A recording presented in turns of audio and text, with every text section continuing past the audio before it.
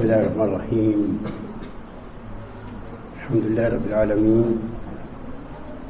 والصلاة والسلام على نبينا محمد وعلى آله وصحبه ومن والاه. وبعد، أيها الإخوة، بفضل الله جل وعلا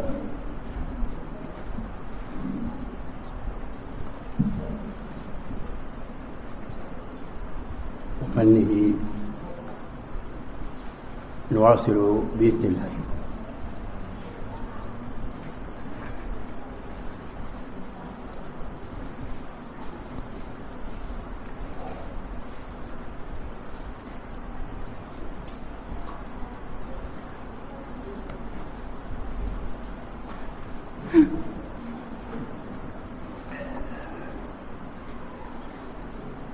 نواصل بإذن الله جل وعلا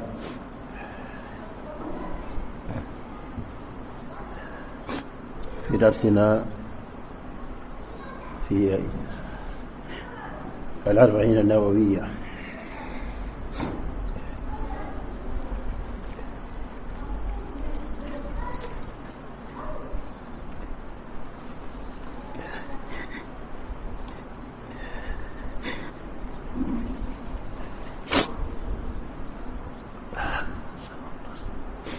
كان الكلام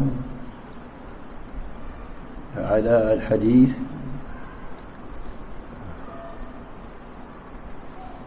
الرابع والعشرين،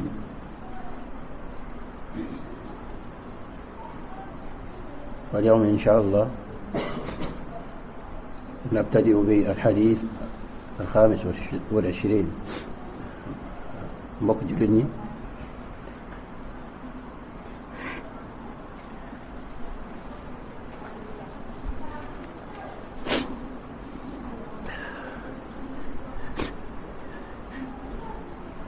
ginnaaw bi sante borom bi subhanahu wa taala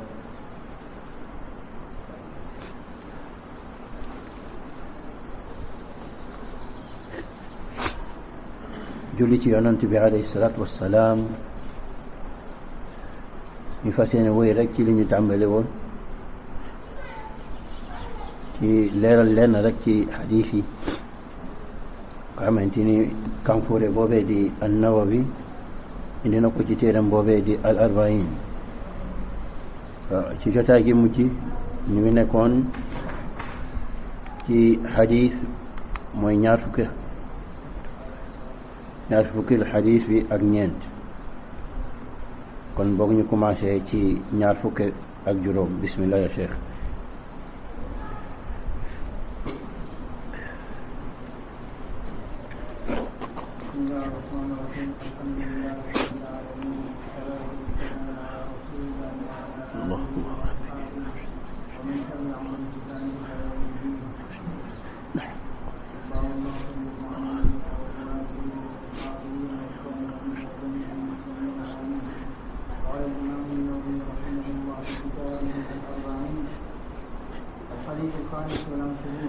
عن ابي ذر رضي الله عنه ان ناسا من اصحاب رسول الله صلى الله عليه وسلم قالوا للنبي صلى الله عليه وسلم: يا رسول الله، ذهب اهل الدثور بالدثور، يصلون كما نصلي ويصومون كما نصوم ويتصدقون بفضول اموالهم.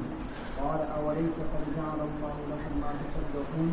ان لكم بكل تسبيحه صدقه، كل تكبيرة صدقة، كل تحميدة صدقة، كل تهليلة صدقة، وأمر بالمعروف صدقة، ونهي عن منكر صدقة، وفي بضع أحدكم صدقة.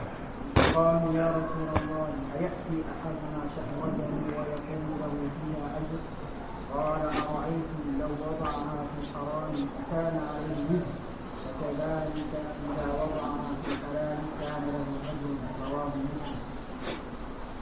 ثم إن الشيخ رحمة الله عليه ذكر هذا الحديث، وهو من مسند جندب بن جنادة المعروف بأبي ذر الغفاري. والكلام على هذا الحديث في مسائل، والكلام على هذا الحديث في مسائل. المسألة الأولى في قول الصحابة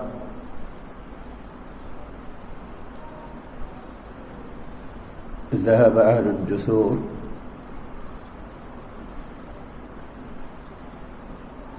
بالأجور يصلون كما نصلي ويصومون كما نصوم ويتصدقون بفضول أموالهم. هذا يدل على حرص الصحابة، هذا يدل على حرص الصحابة على الخير. وبيان ذلك أن فقراءهم حزنوا لما لم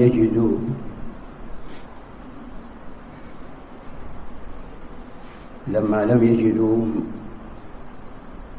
ما يشاركون به أغنياءهم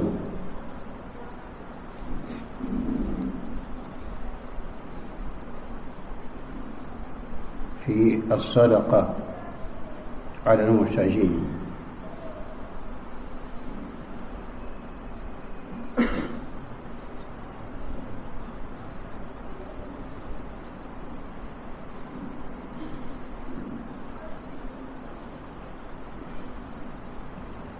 فهذا يدل على حرصهم على الخير، لأن ربنا جل وعلا أمر المؤمنين بالاستباق إلى الخيرات والمسارعة إليها والمنافسة فيها. وقال رب العز والكمال فاستبقوا الخيرات، وقال وسارعوا إلى مغفرة من ربكم وجنة عرضها السماوات والأرض أعدت للمتقين الذين ينفقون في السراء والضراء الآيات. وقال جل جلاله وعز كماله وفي ذلك فليتنافس المتنافسون. قال عليه الصلاة والسلام بادروا بالأعمال. هذه النصوص ونظائرها تحث المسلم على أن يكون همه المنافسة في الخيرات. ولما لم يجد هؤلاء الفقراء من الصحابة ما ينافسون به إخوانهم الأغنياء أثر ذلك في قلوبهم وحزنوا لذلك، وهذا دلالة بينة على حرصهم على الخير. واضح يا شباب؟ وكجلني حديث بي من حديث أبو ذر الغفاري dafay wax ni as mbooloo ci àndandoo yonent bi alayhi salaatu wassalaam dañoo dikkal yonent bi alayhi salaatu wassalaam, mooy mbooloo ñi nga xamante ni dañoo ñàkk ci ñoom. ñoo dikkal yonent bi alayhi salaatu wassalaam ñu ne ko dahaba ahlu dusur ay ahlu alamwaal, ne ko borom alal yi de yóbbu nañu, jël nañu payoor ya, mooy payoor yu duuni jël nañ ko, ndaxte ñoom dañuy julli comme ñun nu ñuy jullee, waaye dañuy woor comme ñun nu ñuy wooree. waaye nag lu ñu wutaleeg ñoom moo ni ñoom dañuy saraxe li des ci seen alal, mooy ginnaaw gi nga xamante ni def nañu seeni dépense, li des dañ koy saraxe. wa yatasaddaquuna bi fuduli amwaalihim, yaani ma fadala ala xaajatihim, ma zaada ala xaajatihim yatasaddaquuna bi. ñoom dañuy def loole te ñun amuñu loole wax jooju ñu joytu yonent bi alayhi salaatu wassalaam lu muy tekki rek mooy xeer gi nga xamante ni àndandoo yonent bi sallallahu alayhi wa sallam xeroon nañ ko ci yiw yi de ba ñu gisee seen mbokk jullit yooyu woomal di mën di def yenn ci yiw yi lu mel ni saraxe te ñoom mënuñu ko loolee daal di leen tiis nekkul ni dañ leen iñaane waaye bëggoon nañu def comme ñoom li ñuy jëf ñu jëfe loole nag yàlla subhanahu wa taala moo ci xeet sa jullit ñi ci alquran yàlla mooy wax ci suuratu maida fastabiqu xayraat ni ngeen njëkkalante ca yiw yi ni ngeen njëkkalante ca yiw yi mu waxaat fale ci ali imran wa saari'u ila magfirati min rabbikum ni ngeen gaaw daw jëm ca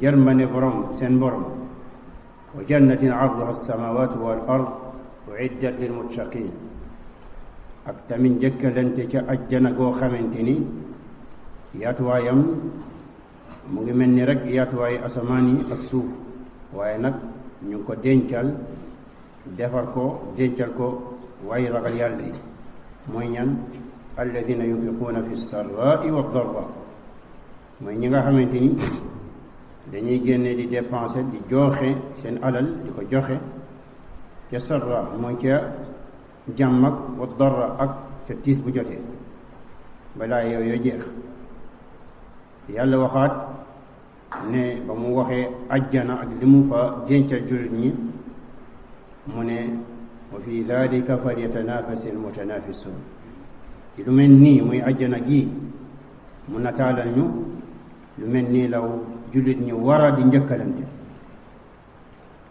yan kon ñoom li leen tiis mooy ni ñàkk alal gu ñu mën a jox doomu aadama yi ba mel ni seen naataango am tuyaaba yi ñu am loolee du muy wan ne mooy xeet gi ñu xewoon ci am yiw wa hada al amru wa huwa xirsuhum ala الخيرات ومنافستهم فيها هذا في أمر الدين وهذا هو الذي ينبغي للمسلم أن يسابق غيره من المسلمين في أمور الدين في أمور ماذا يا شيخ؟ في أمور الدين من العلم والعمل قيام الليل وقراءة القرآن وحفظه وحفظ الحديث وبث العلم ومحاربة الشرك والبدع والأخلاق الفاضلة وصلة الرحم وما إلى ذلك من أنواع الطاعات التي شرعت في هذه الشريعة السمحة هذا الذي يجب على المسلم وينبغي هذا الذي ينبغي أما في أمر الدنيا فشعار القوم ما قاله نبيهم ومربيهم عليه الصلاة والسلام انظروا إلى من دونكم ولا تنظروا إلى من فوقكم هذه قائلة أنهم في أمر الدنيا لا يرفعون لها شأنا ولا رأسا فينظرون إلى من دونهم فيشكرون الله على أن فضلهم عليه ولا ينظرون إلى من فوقهم من أهل الدنيا ممن فتحت لهم الدنيا لأن القوم كانت هممهم منصرفة إلى تلك الدار التي هي دار المتقين وهذا ينبغي أن يكون عليه المسلم سابق الناس في الخيرات كما قال لنا أحد شيوخنا وهو الشيخ عبد الرحمن محي الدين قال لنا زاحموه في الخيرات يعني طلاب العلم الذين يجلسون على الشيخ العباد زاحموه هذا الذي ينبغي زاحموهم في الخيرات زاحموهم في حلق العلم وفي حلق حفظ القرآن والحديث وفي الدعوة وهذا الذي ينبغي هذا الذي ينبغي أما أن تزاحمهم في عدد العمارات والعمائر التي بنوها هذا الدنيا هذه زائلة يا شيخ زائلة يا شيخ ومن استقرأ شيئا من قصص القوم وتواريخ القوم ورأى العجب العجاب، والدنيا كانت هينة. ولذلك لما قيل للحسن البصري من باب الموازنة والمقارنة بين التابعين وبين الصحابة، لما قيل له نحن لاحظنا أن كثيرا من التابعين ذوي العبادات الجبارة الكبيرة، يعني شيء عظيم قد لا يوجد عند بعض الصحابة، ولكن في الفضائل وفي المآثر لا يدانون الصحابة أبدا أبدا أبدا، ما السبب في ذلك؟ قال أولئك، يعني الإشارة إلى من؟ إلى الصحابة. أولئك عبدوا الله والدنيا في أيديهم، يعني بعد أن ملكهم الله هذه الدنيا لكن لم يجعلوا هذه الدنيا في قلوبهم. هذه القلوب كما يقول أبو عبد الله ابن القيم إنما خلقت لعبادة الله وحده، إنما خلقت لعبادة الله وحده. قال أولئك عبدوا الله والدنيا في أيديهم، وهؤلاء وهم عباد نساك عبدوا الله والدنيا في قلوبهم. هذا هو الفارق المؤثر. فيا عبد الله كن مثل أسلافك الصالحين الذين طلقوا هذه الدنيا وانصرفت هممهم إلى ماذا يا شيخ؟ إلى ما هنالك من وعد الله الذي لا يخلف أبدا أبدا. mbokk jullit ñi, saxaaba yi noonu ñu mel noonu ci njëkkalante ci yiw, loolu da doon dellu rek ci seen mbirum diine. kon lu waa ji waxoon rek, benn nit da ko jox ataaye bu ndaw a ndaw, kaas bu ndaw, ba pare di reetaan, mu ne ko ana aqbalu fi dunya ad-dun wala aqbaluhu fi al-axira. hada shi'ar muslim ya cheikh. nit ñi raw la ci àdduna, ëppale la ci àdduna woomal, loolu garaw li garaw kay mooy nga ñëw yawmal qiyaama ñëpp raw la.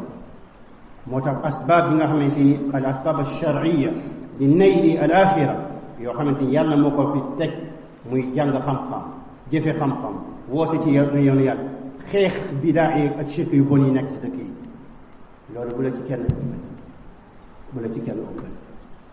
musoo gis tey ji gendarmerie ñu yóbbu fa nit wala police ñuy xuloo ñu ne kii de dama ko indi porte ko plainte, li tax dafa ëpp moom ëpp lu moo ko ci xadiis. waaye lan la ñuy xuloo? moo jël terrain bi, moo jaay terrain bi, moo jaay boutique bi, yooyu allahu akbar. saxaaba yi ni ñu mel noonu mooy jëkkalante gi ci lan la? ci àllaaxira. amma dunya hiya hayyina inda wallahi taala rabbi. loolee nag li tax ñu mel noonu mooy ki leen yar muy yonent bi alayhi salaatu wa salaam. loolee la leen nandal ba mu fees dell seen yaram. moom moo leen doon wax ci mbirum adduna, xoolal kii la gën a suufi. tey ji yow boo añee reer ndékki am na ku ko am, boo soloo am na koo xamante ni mu ngi rafet, boo amee foo nelaw am na ko am ci mbedd bi tëdd, boo amee wér gu yaram am na ku ko am, te gënoo ko dara. unzuru ila man duunakum wala tanzuru ila man fawqakum. lii moo doon seen bi. xoolal ki la gën a néew martaba ci àdduna, bul xool ñi la gën a kawe. mais nag ñun moom leneen moo loole moom fii am na ay milliards, waxu nit ñi léegi loolu rek la, milliardaire bi millionnaire bi loolu rek la àdduna. tey jii yow ji boo amoon benn xew indi imam bi nga xamante ni salafi mokk na alquran min awwalihi ila axirihi, mu ñëw foofu ci waxu àdduna du nekk star. mais benn footballeur boo xamante ni dof ba dofati, wala benn musicien wala benn ñiy wax fii waa àdduna, bu fa ñëwee dañuy jël ay selfie naan ngénte bi neexoon na, tudd bi neexoon na. mooy nii dañoo xamul fan la ñuy war a jëm. wax ji nag nekkul ngir kuréel waris beneen kuréel, ñëpp ci tàbbi illa man rahima rabbuk. kon boog saxaaba yi di tax ñu mel noonu loolee lañ doon def. واضح يا شباب؟ هذه هي المسألة. ماذا يا شيخ؟ الأولى. واضح يا شيخ؟ المسألة الثانية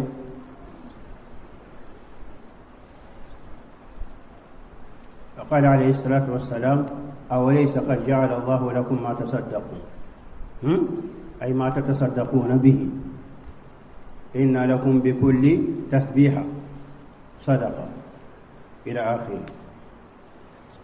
هنا ذكر النبي عليه الصلاة والسلام من الأذكار 4 أمور، أليس كذلك؟ التسبيح والتحميد والتكبير والتهليل، أليس كذلك؟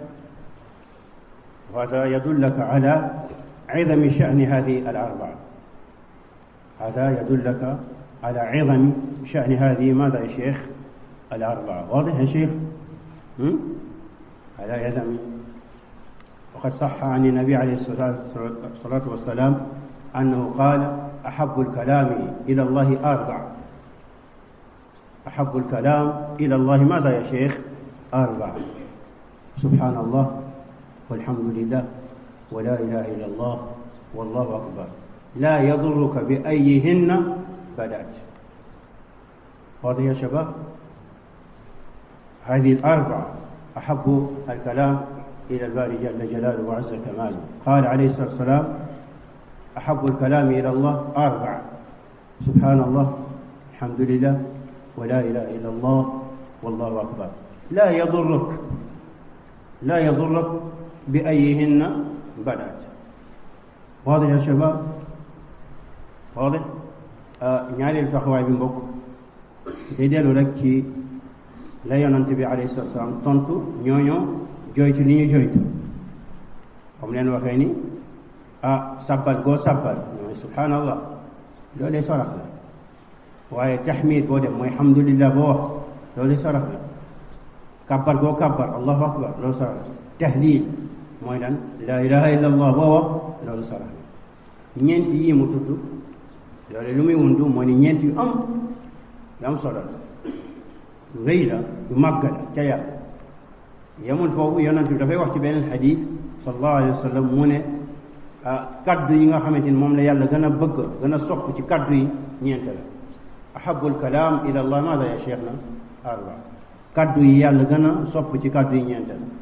subhaanallah, alhamdulillah, wa la ilaha illa allah wallahu akbar.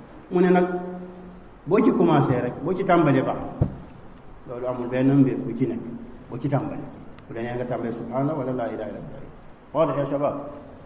المسألة الأخرى يعني الثالثة أظن، المسألة الأخرى أن النبي عليه الصلاة والسلام ذكر أن هذه الطاعات ماذا يا شيخ؟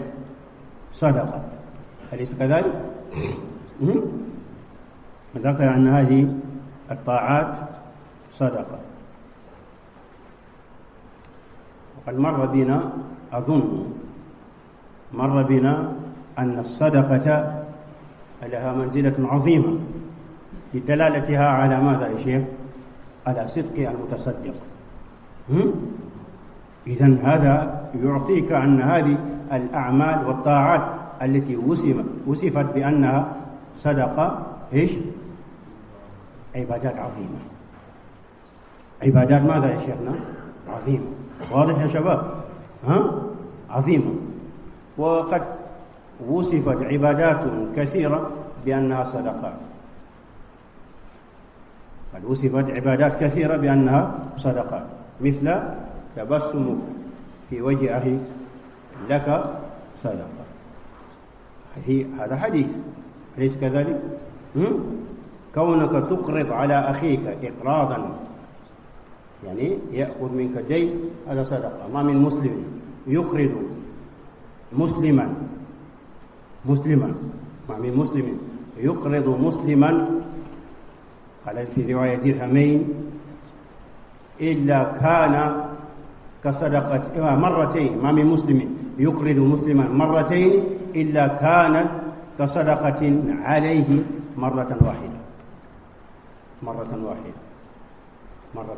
ما من مسلم يقرض مسلما مرتين، يعني جاءك فأقرضته، فرجع فأعطيته دينا فذهب، هذا بمنزلة أن كنت تصدقت عليه مرة واحدة. وهذا يأنف به كثير من الناس منهم هذه صدقة. واضح يا شباب؟ بل كونك تغرس غرسا فتأتي الطيور فتأكل منه هذا الزرع، أو السارق أو السباع، هذا صدقة. هذا صدقة. ما من مسلم يغرس غرسا إلا كان ما أكل منه له صدقة، إلا كان ما أكل منه له صدقة، وما سرق منه له صدقة، وما أكل السبع فهو له صدقة، وما أكل السبع مثل الأسد وما إلى ذلك، هذه الحيوانات التي تأكل هذه الأمور له صدقة، وما تأكل الطير فهو له صدقة إلى آخره.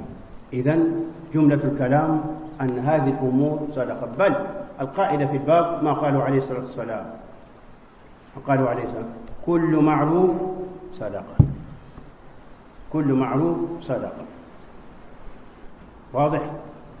واضح يا شباب؟ واضح يا شباب؟ mbokk yi yonent bi alayhi salaam ñetteelu taxawaay bi moo ni yonent bi sallallahu alayhi wa sallam dafa melale fii yenn ci jaamu yàlla ne lan lañu sarax lañu. te lu weesu woon gisoon nañ ni sarax dafa am tolluwaay bu mag ci lislaam. waxoon nañu ni borom xam-xam yi dañuy wax ni sarax dafay béral di leeral nekk mandarga guy war lu muy wane mooy ni day wane ni ki ko génnee joxe ko kookee ku dëggu la ci ngamam. li tax waxoon nañ ni ndax ay mbir bokk na ci nit ki pour nga am alal lan ngay def da ngay sonn wala doo sonn? da ngay sonn, nga sonn ca doole. gannaaw gi nit lu ko yàlla mooñee mooy lan? dafay bëgg alal.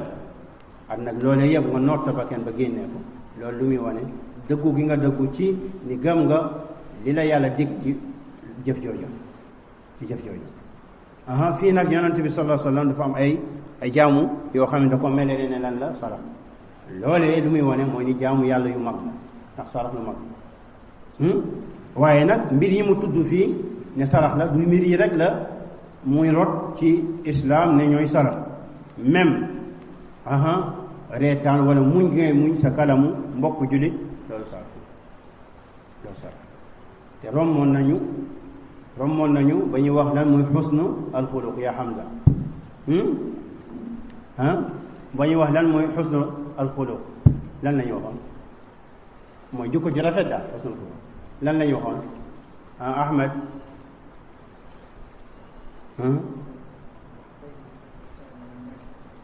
aywa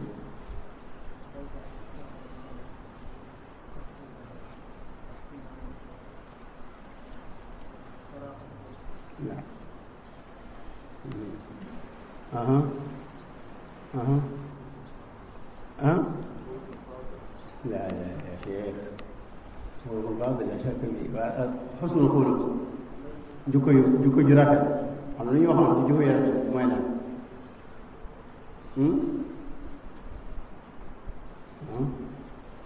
Ahmed jukko ji rafet même bu nekk ci wolof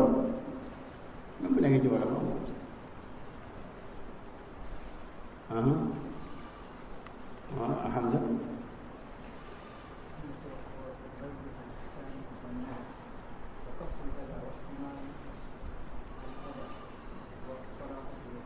wa talaqatul wajh dafa bokk ci jukko ji rafet nga fay ci sa kanam moom la yonent bi di wax fii wa tabassumuka fi wajhi axiik laka sadaqatun. loolee ab sarax la ak yeneen jëf yoo xamante ni yonent bi na ko ne sarax la. waadih ya shabab. wal masala al uxra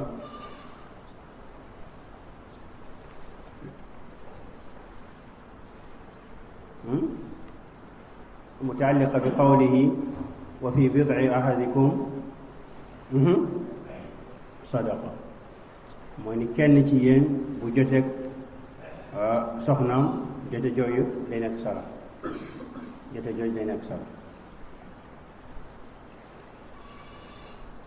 fii nag laaj mooy samp wuuteeg laaj bi nga xamante ni moom la saxaaba yi laaj. laaj wi samp mooy lan mooy ni waa ji nga xamante ni jote nag soxnaam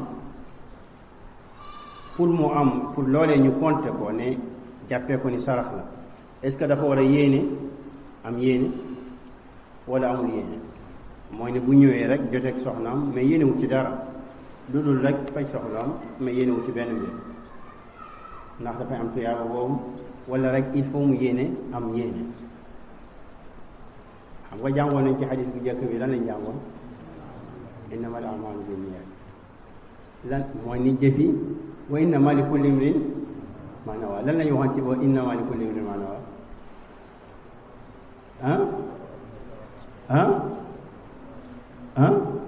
mooy ni nit ki dañ koy fay kéem yéene moo ko yéene il faut moom waa ji nag bu ñëwee joteeg soxnaam te yéenewul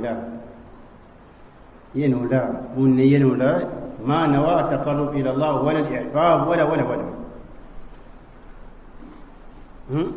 ndax dafay am tiyaaba wala day am tiyaaba ay jamaa sama cheikh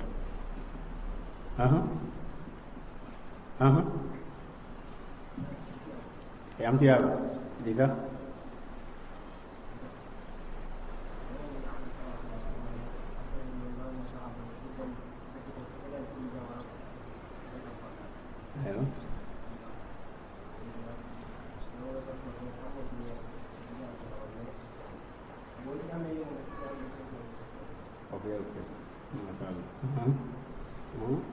aywa Ahmed du ci am tiyaaba li tax ne comme jëfu aada amul taqa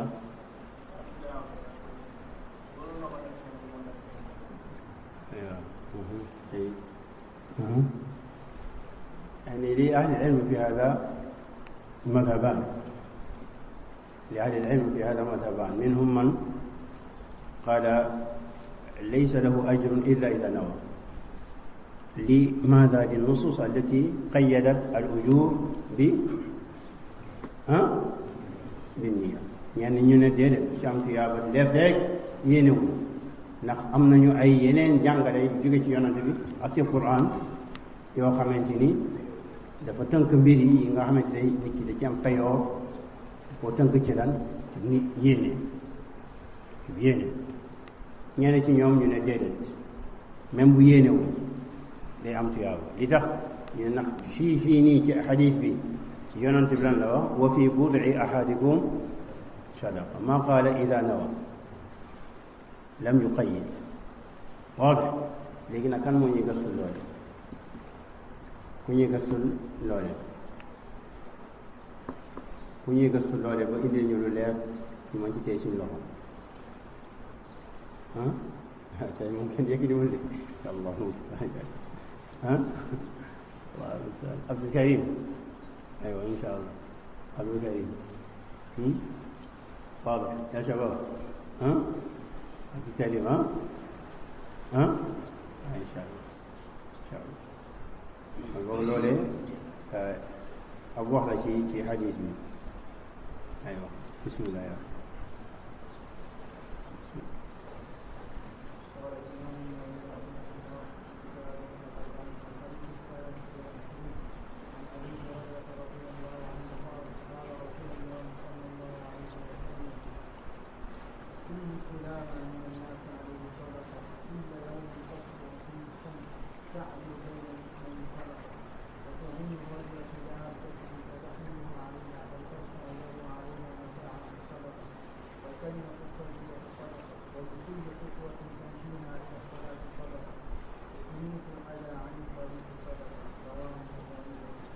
ثم أورد الشيخ هذا الحديث الثاني وهو في نفس المضمار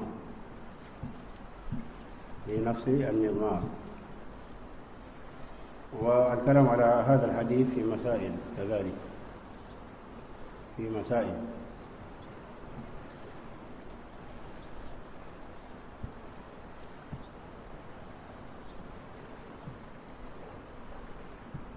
المسألة الأولى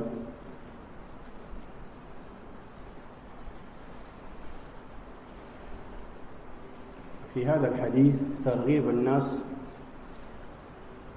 في هذا الحديث ترغيب الناس على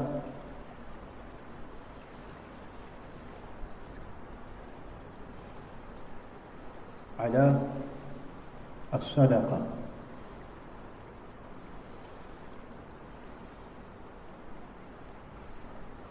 وما بمثابته أو ما في مثابته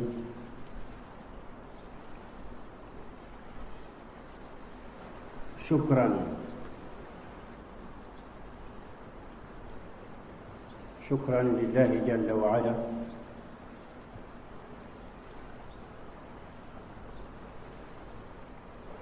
على خلقه الإنسان على هذه الهيئة الحسنة.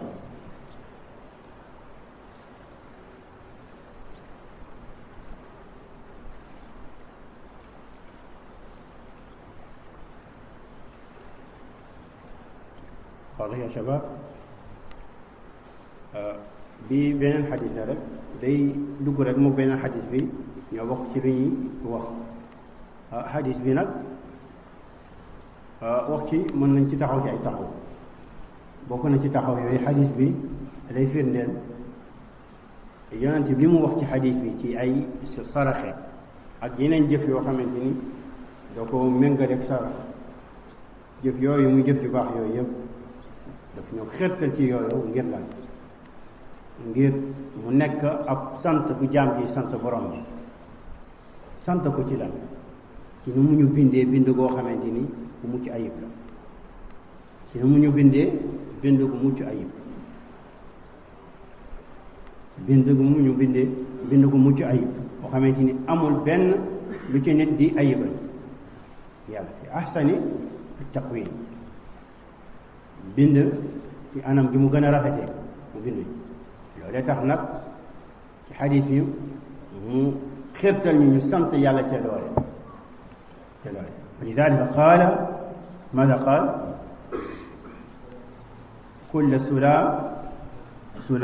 sulama almafasil alinsan mafasil alinsan ala annaasi sadaqa. وقد ذكر أهل العلم أن هذه المفاصل والأعظم يعني الأعظم الموجودة في بني آدم كما في حديث في حديث صحيح عددها 60 و300 مفصل، 60 و300 مفصل، وكل هذه المفاصل عليها صدقة كل يوم تطلع فيه الشمس شكرا هذه النعمة العظيمة أن سواك على أحسن الهيئة وصورك على أحسن الصور وأجملها. وهذا يتطلب من العبد المنعم عليه ماذا يا شيخ؟ الشكر. واضح يا شباب؟ حديث bi loolee yonoon ci wax ji comme ni ñu ko waxee woon mu ni yàlla ba mu ñu bindee ñun doomu aadama daf ñoo bind ci anam gi mu gën a rafet bu gën a mucc ayib. loolee nag dafay laaj ñu sant ko ci loole. moo tax mu ne bépp mifsal mooy yi dox diggante cër yi comme nu ko wolof di wax waaw yooyu bu nekk rek am na sarax buñ ci war a sarax alayhi sarax buñ ci war a sarax. boroom xam-xam yi dañuy wax ni yuy mafasil ak awaam yooyu yaxi ñu nekk ci doomu aadama boo ko doon lim comme nu ñëw ci benn xadiis day tolloog juróom-ñetti téeméer ak lan ñetti téeméer ak juróom-benn fukk waaw loolu lay toll. ku nekk rek dafay yellu ci doomu aadama mu def ci sarax ngir sant borom bi. واضح يا شباب؟ المسألة الثانية لكن لما لم يكن كل الناس قادرين على الصدقة بالمال، لما لم يكن الناس كلهم، هل الناس كلهم قادرون على الصدقة بالمال؟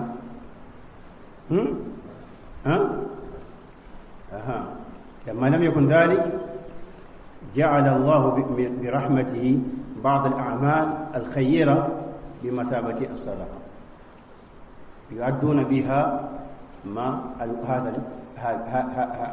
هذا الواجب. واضح؟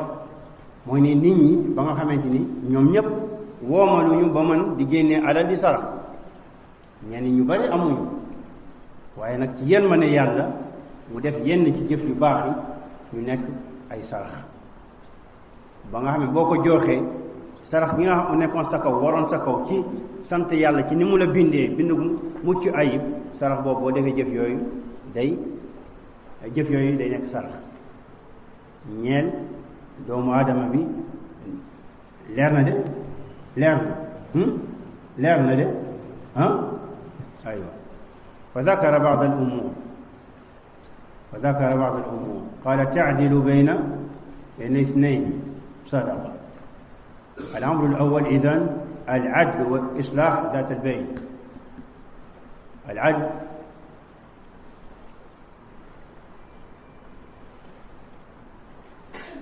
بين اثنين، أن تعدل بين اثنين، أن تعدل بينهم في خصومة أو أن تصلح بينهم. واضح؟ العدل وإصلاح ذات البين.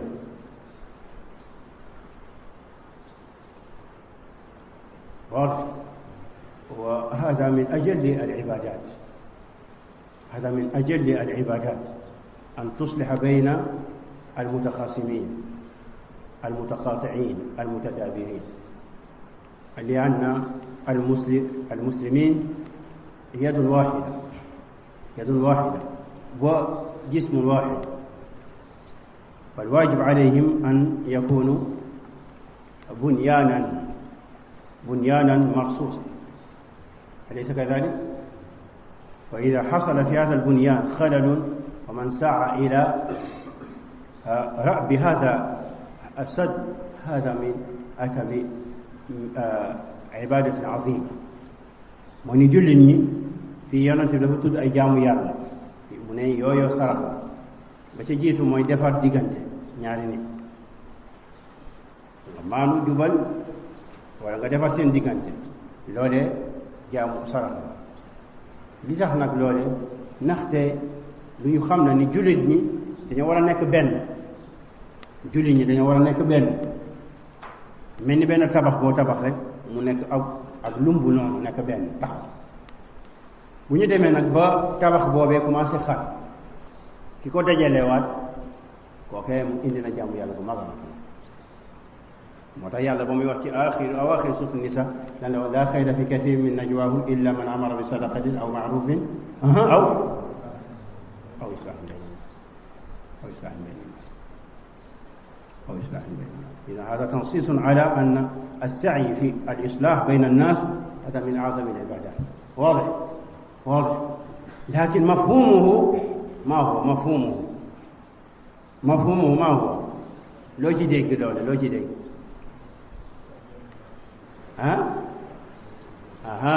الذي سعى في إفساد ذات البين هذا أتى بجريرة عظيمة. mu ni kiy dox moo ci ay wax wala ci ay jëf luy yàq ay diggante, kookee de indi na bakkaar boo xamante ni yanu na bakkaar bu rëy a rëy.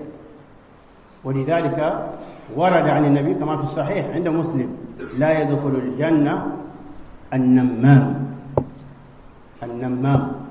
la tax ñu ne rambaaj lan mooy rambaaj? mooy kiy toxal man yanqulu min huna ila huna wa min huna ila huna li qasdi maada ya cheikh al ifsad, كوكي لا يدخل الجنة. ولذلك كذلك الساحر ويتعلمون منهما ما يفرقون به بين المؤمنين. ولذلك حكمه هذا المجرم المشرك أن يقتل. إذن هذه جرثومة في ذات الأمة. لو بين بارازيت لا بين فيروس بنكتي يرى خير. واضح يا شباب؟ إذن الأمر الأول قال تعدل بين اثنين صدقة. ثم قال تعين الرجل في دابة فتحمله عليه أو ترفع له متاعا عليها. موي نجيم بلي نتكنك تدابة تعينه بأي معونة لإصلاح دابته، فهذا صدقة. وهذا يتنزل على ما عندنا الآن من سيارات ومن مراكب التي نركبها. تعين صاحبك على في سيارته وفي كذا وكذا، هذه صدقة. لكن هذه الجملة تدل على ماذا؟ على الروح التعاونية التي ينبغي أن تسود في المجتمع الإسلامي. مويني لولو لي تكيني جوليني لان ما ورا نك سين سوسيتي سين دكواي موي دان ديمبالانتي. الإنسان كما قرر أهل العلم، ذكر ابن تيمية في منهاج السنة وابن خلدون في المقدمة، الإنسان مدني بالطبع. موني نيتي لك الفور مدن أي مرون نيتا نيتي مدني الفور مدينة بيقوله موي قرية. مدينة القرية أمو بين ديفرنس عرب مدينة، أليس كذلك؟ أيوة موي الفور مدن دغ أي إني دو نيو ديم تي الله بي دك فا يو دونغ ياغال. والعيش في المدينة وفي المجتمع يتطلب ماذا يا شيخ؟ التعاون بين أفراد ذلك المجتمع. موني لول دافا لاج ñey dund ci lolé ñu dimbalante. motax yalla waxon wa ta'awunu ala ala albirri wa taqwa. il faut que lolé am lolou moy nek ci société julit ni moy ñu dimbalante في الأمور الدينية والدنيوية. دينية موي العالم يعلم الجاهل ويرشده إلى آخر ما هنالك. وفي أمور الدنيوية كذلك يتعاون. واضح يا شباب؟ والأمر الثالث قال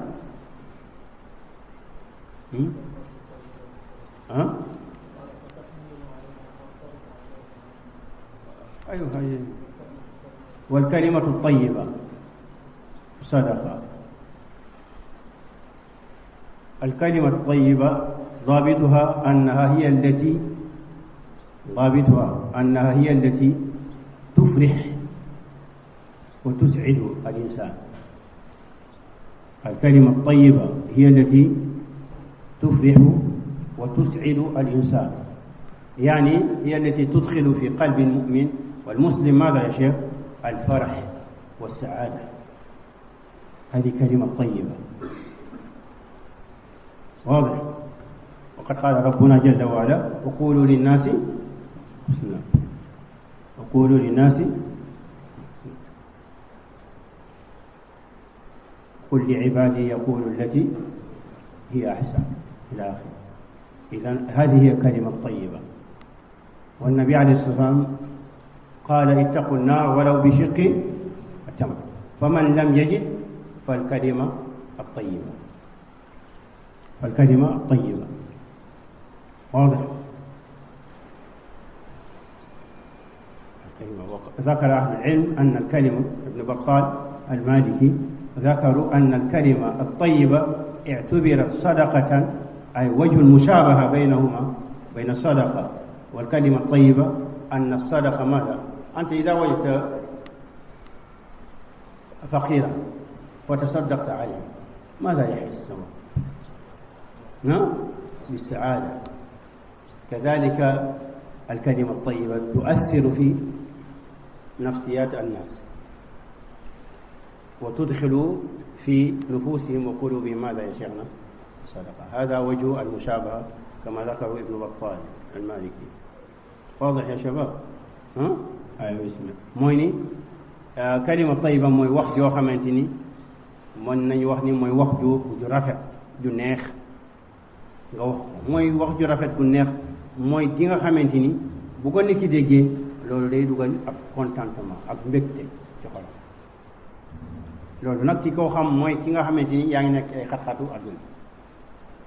xat-xatu àdduna nga nekk ci nga dégg al kalima tayiba asar bi muy mën a def jeexintal gi muy mën a def ci doomu aadama kooko ko xam lu waa ji waxoon rek laysa sawa man yaduhu fi nnaar wa man yaduhu fi lma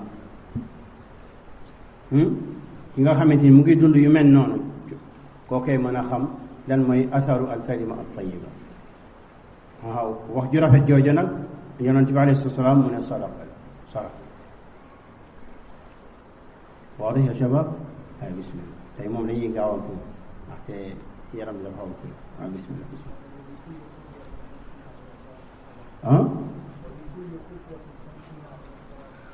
وبكل خطوة تمشيها إلى الصلاة صدقة.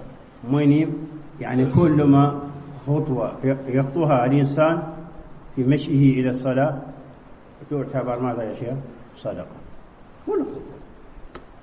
فلذلك قال عليه الصلاة والسلام من تطهر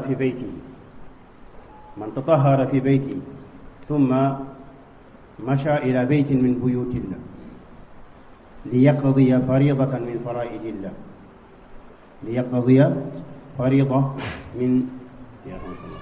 فريضة من فرائض الله كانت خطوتاه إحداهما تحط خطيئة والأخرى ترفع درجة.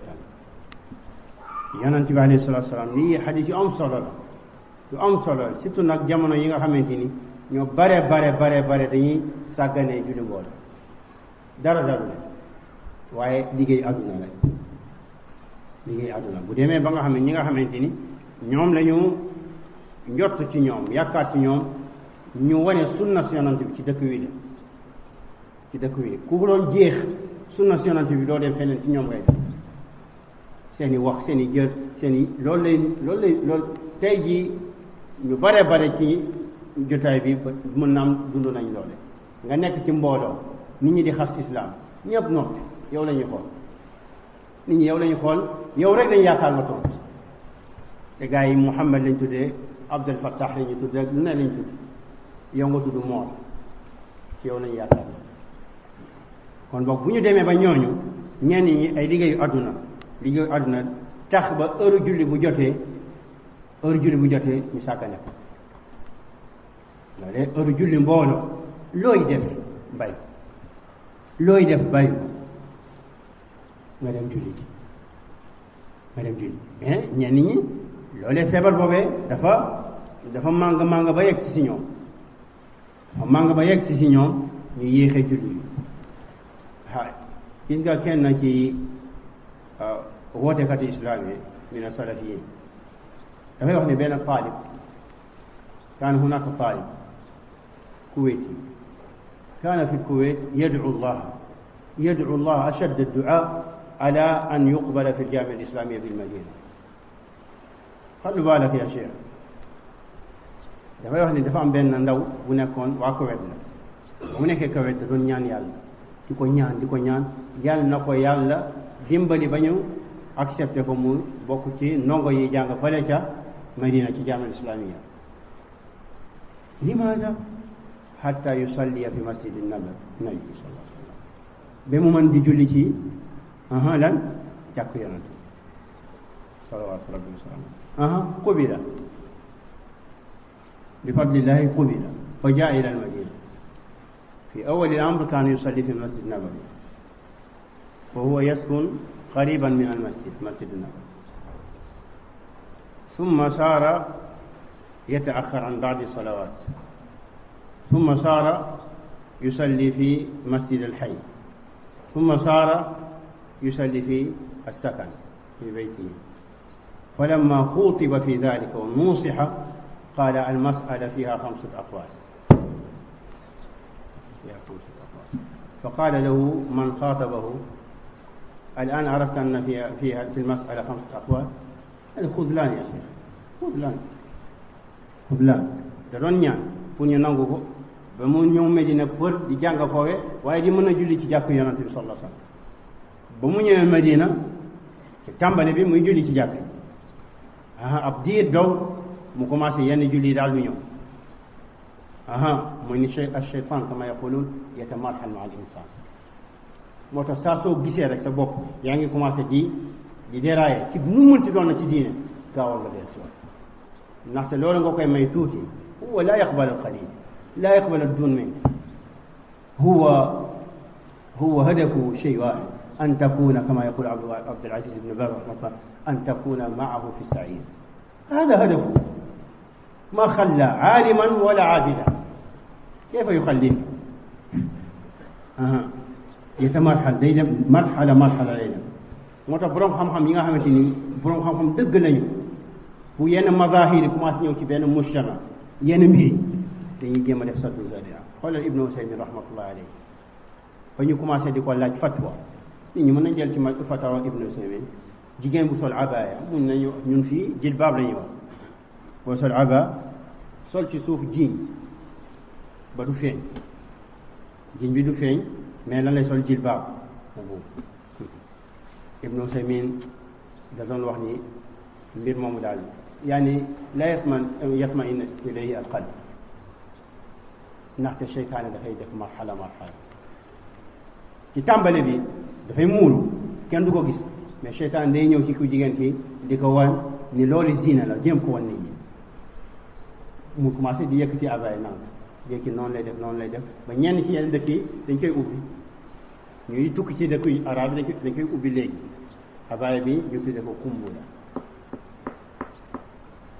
ak yeneen mais borom xam-xam yu mag yooyu dañuy gis yooyu ndax nu ñu déggee diine yàlla xam almaalaat mbir yi fan lay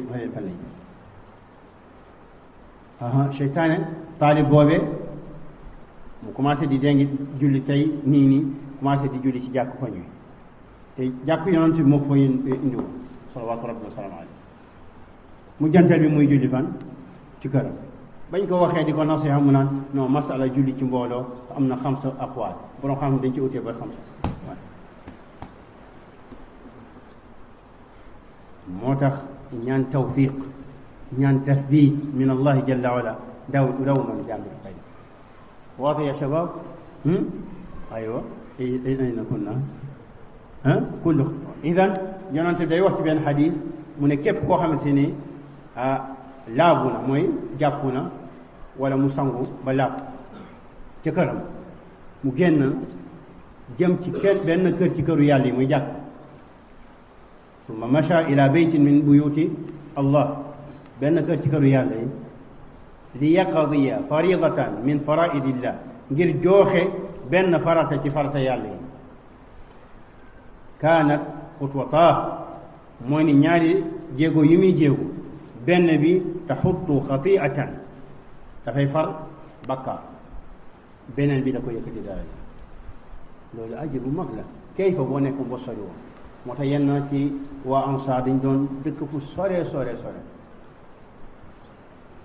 diyaarukum tuktabu lakum wala xadis sori ñuy dox di ñëw ñeen ñi dañ jóge ba Quba ku dem Medina xam na Quba defe naa 5 kilomètres la diggante moom Masjid Nabawi wala 3 kilomètres diggante 3 ba 5 aussi ñu koy dox di ñëw léegi jéego boo dox ñu far bàkkaar beneen jéego boo def njëkkati yow loolee lan la tuyaaba yu bëri la yu dul jeex yàlla rek moo xam ne fa yawmul jumaa yonent bi lan la wax man ixtasala yawmal jumaa wa gassala wa bakkara wabtakara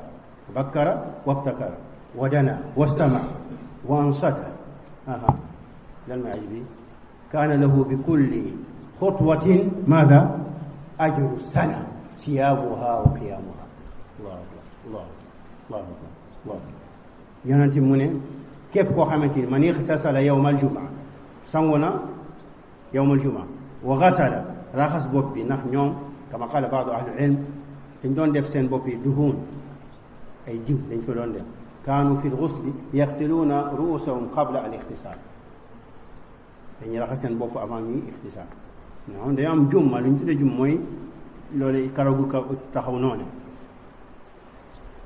mu ne man ixtasala yawmal jumaa ku mel ni mbokk bi rek man ixtasala yawmal jumaa képp koo xamante ni sangoon na yawmal jumaa wa gasala mu raxas bopp bi ala qawlin wa bakara mu de teel a dem jàkka ja wabtakara fekkee commencement xutba bi wa dana mu jege imam bi wastama wa ansa déglu noppi kooku lan mooy payooram mu yantu sallallahu alayhi wa sallam kaana lahu bi kulli xutwa mooy bépp jéego boo xam ne jéego na ko ba ñëw ci jàkk ji bépp jéego dañ ko ci bindal lan ajru sana tuyaaba atum lëmm siyaamuha wa qiyaamuha dafa mel ni atum lëmm nga taxaw ko di ko julli woor loolu bëriwul tuyaaba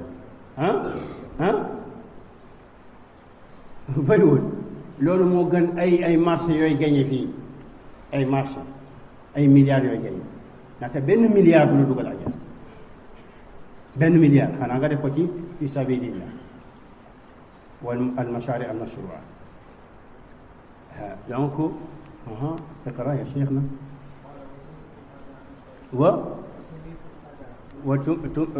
وتميط الأذى عن الطريق mooy nga soreel dindi lor cëpp yoon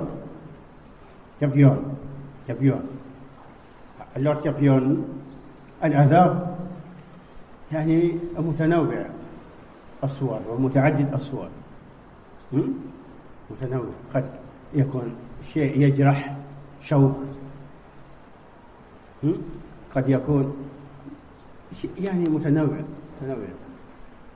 ولذلك جاء في الحديث وهو ثابت أن رجلا مر بغصن شوك في الطريق فقال لأنحين هذا عن طريق الناس لا يؤذيهم فشكر الله له وغفر له ñëw na ni benn waay da doon romb ci mbedd ci bi yoon mu gis foofu benn branche boo xamante ni dafa am ay dëj mu ne lii de dinaa ko dindi ci yoonu nit ñi ba du leen lor dafa dindi ci yoonu nit ñi ba du leen lor jëf jooju mu def yàlla gërëm ko ci jëf jooju daal koy jégal ay baax waaw lii mooy payoor ki nga xamante dindi na lor ci yoon kii fa nag ki nga xamante moom day jël lor teg ko ci yoon la siyama bu nekkee yoon lor boobee yu'zi annaas fi diinihim mooy yi ñuy takk fi ay rajo yi ñuy takk fi di yuuxu ba suba ba ngoon la diine wala dunia li ñuy wax du diine benn diine dunia kii mu ngi feebar kii mu ngi bëgg a teel a yeewu ñu sonal ko ci ay wax yoo xamante ni amul bokk amul jën te comme ni ñu waxee rek ci qaida fiqhiya ad darar yuzaal la darar wala dirar dina ñëw ci kanam insha allah yi ay lor yu mag a mag la donc xadis bi da lay jàngal ni dindi lor ci yoon loolee sarax la am na jamono yoo xamante ni ñu doon góorgóorlu ci sunna dañ doon yittewoo loole bu ñu dox ci mbedd mi bu ñu gisee yooyu dañ koy dindi mais léegi nag tasaahul yu bëri na yii nag nit ki da nga koy jéem a di ko jëmbat sa bopp di jéem a nekk sunni jéem a mel ni Abdullah ibnu Umar bu ñu xamee lii wala ñu xamoon ko fàtte ko ñu jàngaat ko ñu fàttale ko nañ ci gaawantu fastabiqul xayraat waadih ya shabab أظن هذا نكتفي بهذا